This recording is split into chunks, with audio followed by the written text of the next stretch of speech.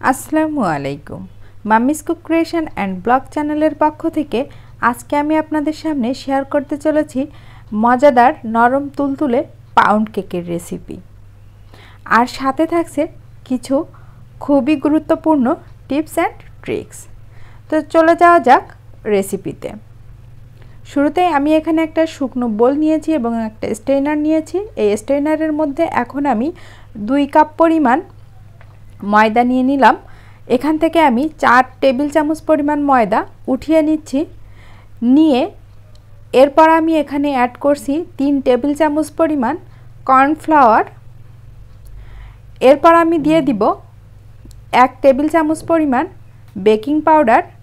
মনে রাখবেন 2 কাপ ময়দা দিলে 1 টেবিল চামচ পরিমাণ বেকিং পাউডার দিতে হবে এবং 1 কাপ ময়দার জন্য হাফ টেবিল চামচ পরিমাণ বেকিং পাউডার দিতে হবে। তো তারপর আমি এখানে টেলে নিয়ে একটুখানি বেকিং সোডা দিয়ে দিচ্ছি আর দিয়ে দিচ্ছি 1 চিমটি পরিমাণ লবণ দিয়ে আমি আবারও একটু টেলে নিচ্ছি।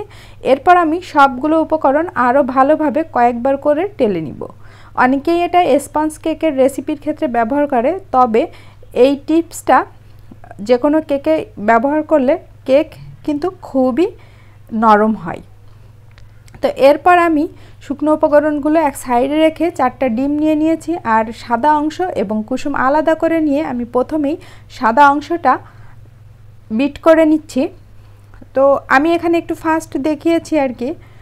বিট করে নিয়ে সাদা অংশটা এক সাইডে রেখে আমি যে কুসুমটা আলাদা রেখেছিলাম এই কুসুমটা এখন একটা বড় পাত্রের মধ্যে নিয়ে নিয়েছি আর এর মধ্যে দিয়ে দিলাম 1 কাপ পরিমাণ চিনি। এখানে চিনির পরিমাণটা আপনারা স্বাদ মতো কম বেশি করতে পারেন। তারপরে দিয়ে দিলাম হাফ লেবুর রস।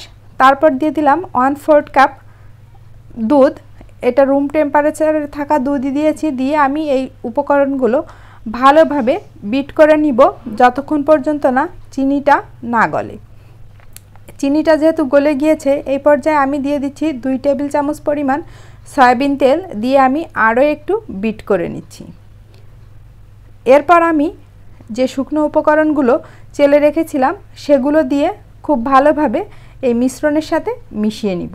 তো বলে রাখি, যেহেতু আমরা লেবু দিয়েছি তো ডিমের যে একটা বাজে গন্ধ থাকে সেটা কিন্তু এই লেবুতেই নষ্ট করে দিবে।